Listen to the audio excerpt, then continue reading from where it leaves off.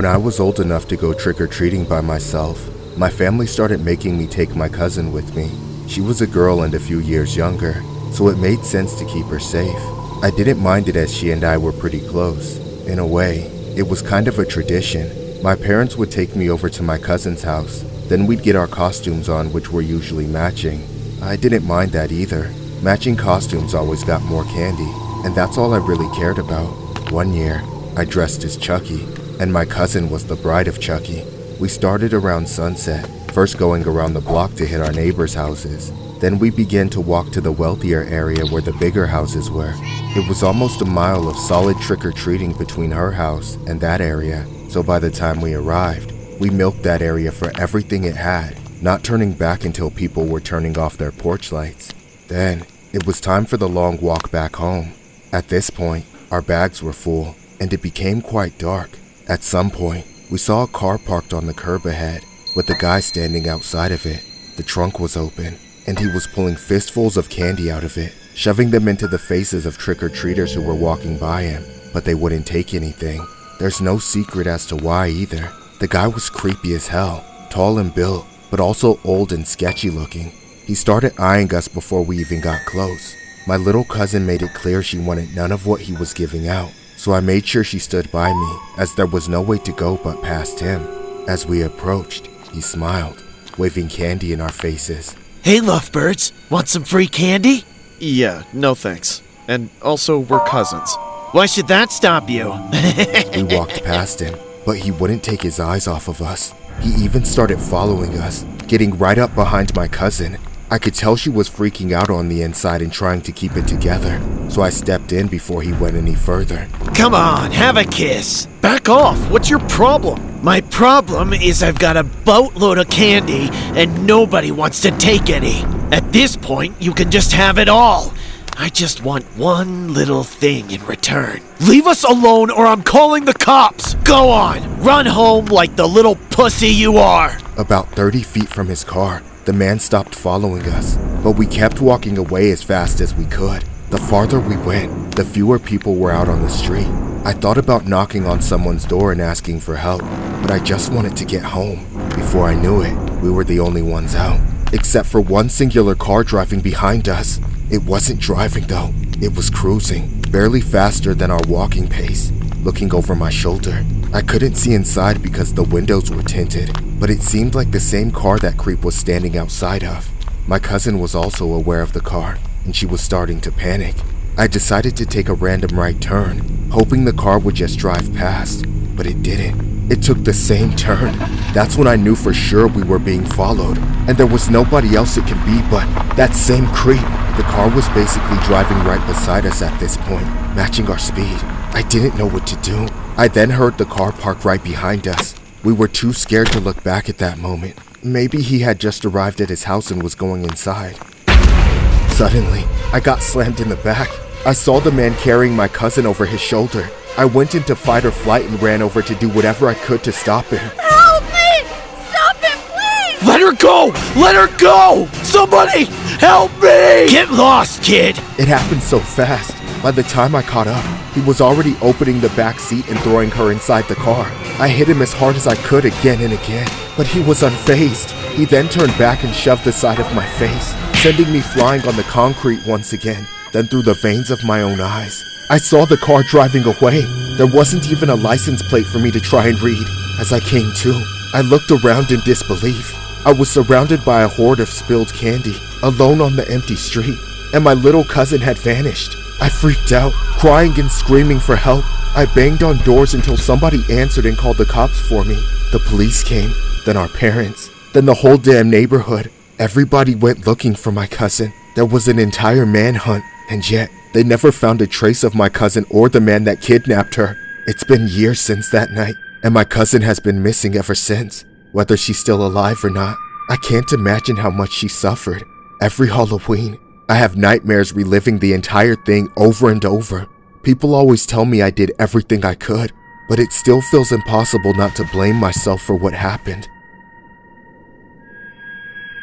This story was inspired by several Halloween Reddit posts that involved the attempted kidnapping of trick-or-treaters, trick-or-treating from someone's trunk of their vehicle. The term is called trunk kidnapping, which refers to being forced into a car's trunk. The term is also known as trunk-or-treating, a Halloween alternative where candy is given out from the car's trunk. This is a common Halloween tradition where children go to decorated cars in a parking lot and get candy from the trunk, instead of the traditional trick-or-treating from door to door. Some believe it is considered a safe alternative to trick-or-treating because it avoids the street crime and danger. However, others argue that trunk-or-treating is far more dangerous due to the trick-or-treaters being more susceptible to being forced into a car's trunk and ultimately kidnapped.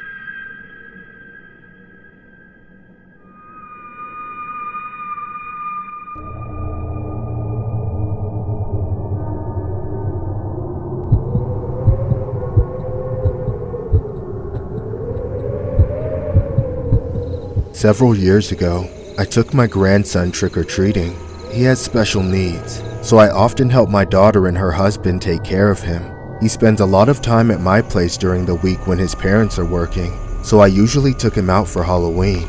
We left the house around the evening time when everyone had their pumpkins lit up and porch lights on, ready to give out candy to trick-or-treaters. As we made our way through the neighborhood, it seemed like people were devoting much more effort and technology to their Halloween costumes and decorations than I could ever recall. My grandson loved it though. He was always thrilled with how much candy he was getting. Everything was fine until we came across one particular house. The light was off, and there wasn't a bowl of candy on the porch. There also wasn't a single decoration on the house, except for one. A life-size prop of that ungodly Pennywise the Clown. It was sitting on the ground, leaned up against a tree in the front yard, with a beer bottle in its hand and its head slumped over like it had passed out drunk. Something about it was off. I couldn't tell if it was real or fake from how realistic, yet still, it was. Despite my feelings towards it, my grandson, like most kids, thought it was cool and wanted a video with it. I didn't want to dampen his mood, so I obliged, but made sure to tell him not to touch it. He sat beside the clown as I crouched next to him. Then I took a selfie video. Go on, say hi. Hi. Anything else you want to say to Pennywise? I guess you'll float too? Alright, this thing is creepy. Let's get out of here. Immediately after the video was taken, we got the hell away from that thing. But as we were walking away, I noticed something that still sends chills down my spine. I noticed the clown was still staring at us on the video camera. That's when I put the phone down and turned around, only to see the clown's head now up and staring right at us. Its eyes were very much human, and I knew then that it was never a prop, but a costume with a person inside. Before my grandson could catch on, I picked up the pace and got us walking away as fast as I could without making him concerned. Once we'd gone past a few houses, I glanced over my shoulder again and saw the clown now standing on the sidewalk in front of that same house. Suddenly, the entire neighborhood started shutting down all around us. People were running out of candy and turning off their porch lights everywhere. The trick-or-treaters and their parents were all going home. It was getting dark as hell, and that clown was walking behind us, keeping his distance just a few blocks away. I was freaking out, but I had to keep my cool. I told my grandson that trick-or-treating was over and that we had to get home. We power walked through the neighborhood, turning at corners and weaving through yards, just trying to get away from the clown. Eventually, I lost sight of him, so it seemed safe enough to stop and catch our breath. I could finally call an Uber. As long as we could make it in 5 minutes for them to arrive, we would be fine. I kept a lookout as we stood on the corner, checking my phone every few seconds to see when the car would get to us. For what felt like 5 minutes, felt like 5 hours, as me and my grandson stood there waiting in constant fear that the clown would show up and attack us. Help! Help me! Out of nowhere, the clown grabbed my grandson and pulled him away from me. I rushed to help, trying to tear them apart, but there was so little that I could do. Get off of him, you maniac! Get the fuck off me before I rip your head off your shoulders! Please!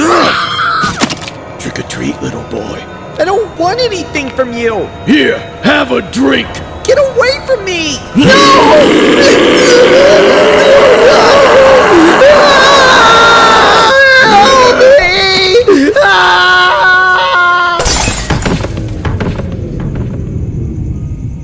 For a moment, I thought I'd broken something in the fall, but I was okay. When I got to my feet, however, My grandson was on the floor not moving, and I could see that clown running off. Thankfully, he only suffered minor injuries, and the clown was soon arrested by the police.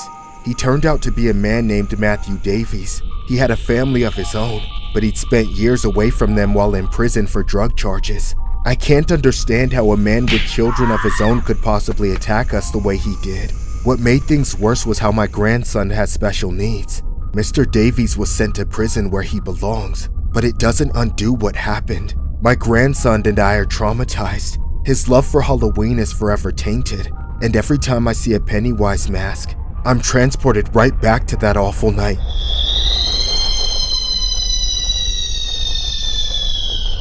This story was inspired by a very creepy incident regarding a 41-year-old Stockton man who was placed under arrest for a Halloween night attack on a family of trick-or-treaters that sent a man to the hospital. Stockton police say a man named Matthew Davies was wearing a Pennywise clown mask as he carried out the attack. Mary Elis was there as Davies allegedly began harassing her special needs grandson. Davies then attacked her son, breaking a bottle over his head. Davies was featured on CBS News in 2013 with his own family. The report aired before Davies was convicted of violating drug laws in Stockton. He served several years in federal prison. Illis says she can't fathom why Davies, a father himself, would try to scare her grandson on Halloween. I don't understand why he wouldn't stop when we begged him to stop. He was scaring our grandson that has special needs. A self-professed family man, out of prison after a federal drug conviction, has now been booked into jail accused of a violent crime. Stockton police say they tracked Davies down using witness statements. He bailed out of jail Friday afternoon following his arrest in the morning. He is facing a felony charge of assault with a deadly weapon.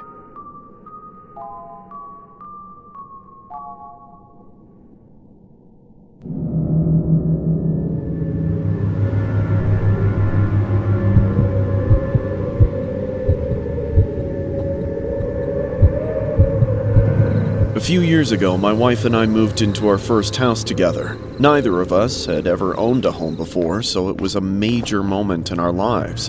It's a small house, but the neighborhood is very friendly.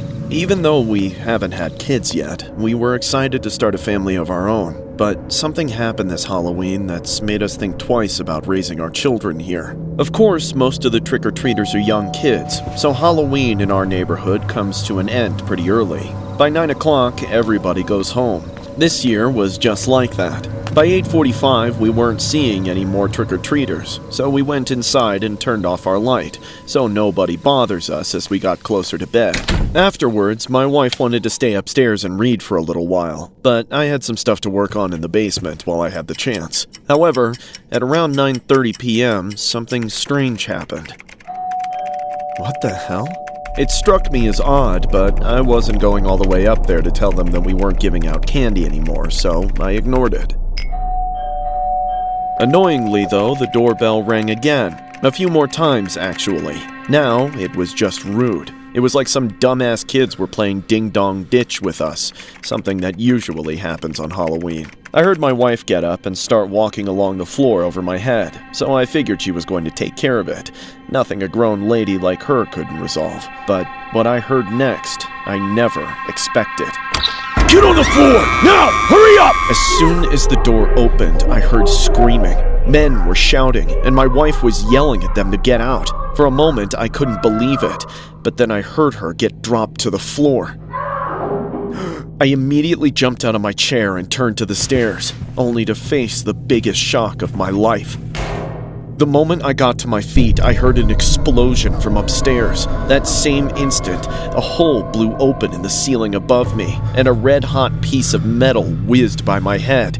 That moment changed me. Time froze, and for a split second, so much went through my head. I was looking up at the stairs, thinking, I'm going to die if I go up there, but they'll kill my wife if I don't. I was terrified, almost too scared to move, but I realized it was time to keep the promises I had made, to become the husband, the father I said I would be. I took a deep breath. Then I started making my way up the stairs. I knew I had to jump on them, so I went as fast as I could while not being loud enough that they could hear me coming up. I could still hear fighting coming from the front door. Then I came around the corner and saw them. There were two men, both with masks, one of them wearing all red, and the other in a Scream ghost mask. The one with the ghost face was keeping my wife pinned to the floor. The other one was just standing there. Get off me, you son of a bitch! Give it up already. I want jewelry, cash, whatever, but I'm not leaving empty-handed. You hear me? Eat shit and die slow, motherfucker. I said shut up, didn't I? I ran at the ghost face. He turned around right before I tackled him. I put him in a headlock and started choking him, ready to kill him. He was flailing around, trying to point the cannon at my head, but he was fading, unable to do anything. He was gonna be mine. But then his partner came up and kicked me off him. I kept my grip on that bastard though. They had to hit me 2 more times before I couldn't hold on to him anymore. Then his partner yanked him to his feet. I started to scramble up to chase them out before he could aim at us again. I could barely see through the dirt and swelling, so I was just running at their voices. I eventually got out of breath and stopped. Then I wiped my eyes and realized I'd chased them out into the street. By the time I could see though, they were long gone. With them dealt with, I went back inside to my wife. When the men attacked her, they left her with a few cuts and bruises. There was blood running all down her face, but she was awake and calling my name. I apologized for taking so long to get to her. I wish I'd been there from the start, so she wouldn't have had to gone through any of what she did. Unfortunately, the men who invaded our home were never found. There was no camera footage, not much evidence, basically no leads whatsoever. But made this all the more disturbing was how the alleged reason for why they targeted us was just completely random. It's sad to say that we no longer feel safe here after what happened on Halloween. We don't want to raise kids in a place where things like this just happen for no reason. It's definitely made us never want to open our door for trick-or-treaters ever again. This story was inspired by a disturbing Halloween incident that happened in Mississauga, Ontario. A family remains in shock following a violent Halloween home invasion Wednesday night. This is what we get for answering the door on Halloween night. 2 to 4 individuals coming in here and attacking my wife, and this tremendous sound goes off. I was in the basement, said Mississauga homeowner Derek, who did not want to release his last name. Derek's wife opened the door last night to have armed thugs barge into their home. She struggled with them and a shot was fired. Derek heard his wife scream, ran upstairs and saw her on the floor. Peel police say the attack was completely random and that there's no reason why the family would have been targeted. Authorities say at least 2 of the suspects were masked. One in dark clothing wearing a mask from the movie Scream, another one in red hoodie with a red mask. Some neighbors say they heard knocks on their doors and thought it was suspicious because trick-or-treating would have been over by then. The doorbell rang around 9:30, said it was too late for trick-or-treaters so we didn't answer the door, said neighbor Marco Kuljak. That's the problem with this investigation. We can't tell people not to open their doors for trick-or-treaters. It's what people do on Halloween, said police.